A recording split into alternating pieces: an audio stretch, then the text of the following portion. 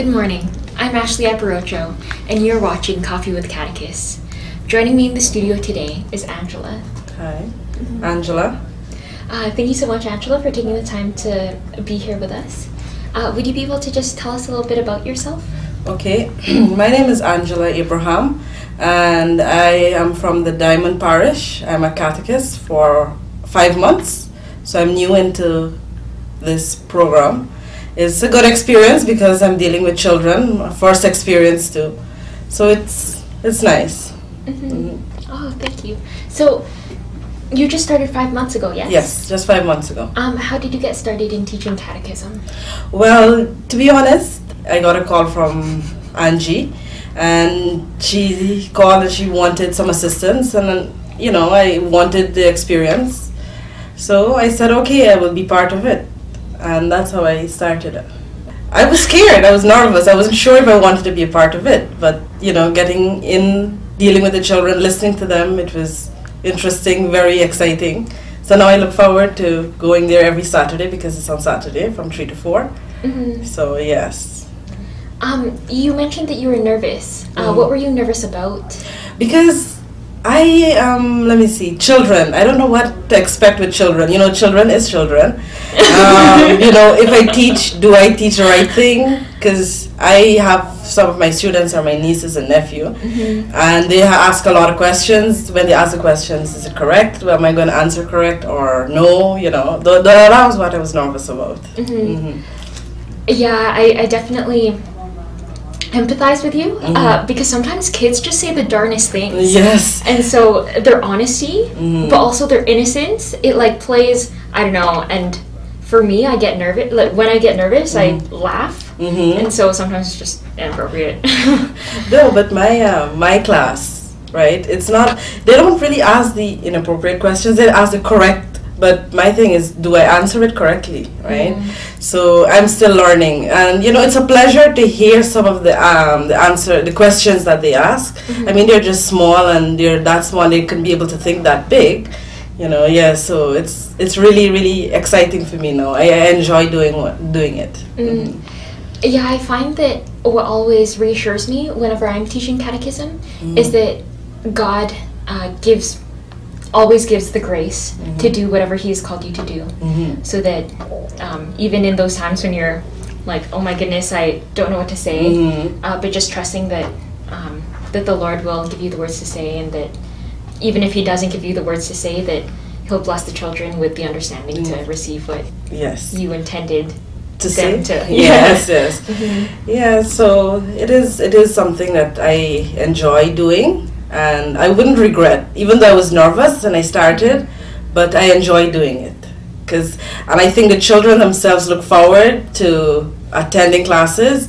Well, when I was a part of catechism, it was always somehow a burden for me, especially as I approached confirmation, But now, well, in my younger years, it was exciting because I would hear different stories, of which I would tell them a story from time to time. Oh, they love stories, and they have an activity that they go. We are blessed. Our parish is blessed with such a huge yard, so from time to time I take them outside, and they take different corners of the yard, and they sit with them. They sit alone, and then they think, what is God's creation.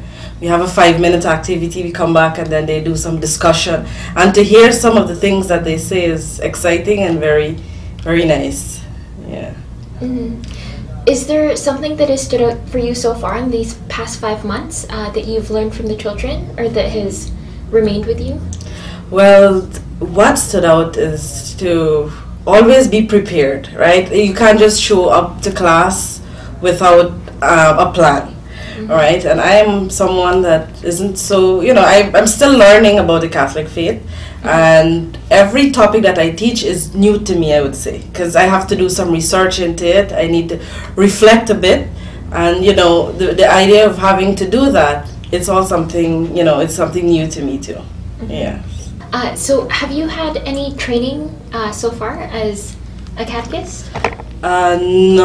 Not as yet, but I was a part of a Catechist Program, but I only attended once because of my studies. The timings weren't correct, but I'm hoping that this year now that I can partake the one with Father Eddie. The program, yes. Okay. Yeah, so I'm hoping that I can accomplish that this year. Yeah. Has the parish so far given you support in of course, in leading? Yes, they do. So one such is, from time to time a parishioner would bring snacks, and children like snacks, and any a cake, pillory, something every Saturday. Not every Saturday, but most Saturdays they have something to look forward to, right? And their support is by sending the children, because I like to teach a class full of students, and I have my regular attendees on a Saturday. So I would see that as their support by sending the students. Yes. Have you faced any struggles or obstacles so far in these past 5 months? The main problem or challenge, I would say, is the fact that I would like to have more resources to teach the students. For example, of a blackboard or a whiteboard, cardboard, things that the children have to draw. And if I can get some paper, crayons, color markers, and so on, those things, that is my challenge, because to ask them to bring it every day and every Saturday, oh miss, I forgot, and I have to borrow, and if I had these things on me, I can be able to give it to them, or so that they can use. That's basically my challenge, that I don't have the resources as yet, because some of it I would have to prepare from home. Yes. So. Does the catechetical program at Diamond Parish, St. Joseph's, yes? Yes. Do they have a budget allotted for catechists? I am not sure if they do, but I'm sure it is in plan. It is in thought to do so, yes. Okay. Yeah. Because if so, then you could easily tap into those resources in getting necessary materials that you need for your children. Yeah. Yes, well, like I said, it's in thought, so I will have to keep checking and finding out. But right now, I don't think there is. Okay. Other than materials and resources, do you have any thoughts regarding how the diocese could help support catechists more, especially out in Diamond? Well, like I said, to be able to have the resources, right? Because resources and the necessary training. Like I did participate in one, like I mentioned earlier, but to have a more, like with the students and teachers, I don't know if that is possible, that we can have some form of training. Like we have the class, we have the students, we have the teachers, someone to tell us, okay, what is expected, things like that. Yeah, to have like an orientation training session for all those like newcomers, but all those who have also been a catechist for a while to impart their knowledge. Yes.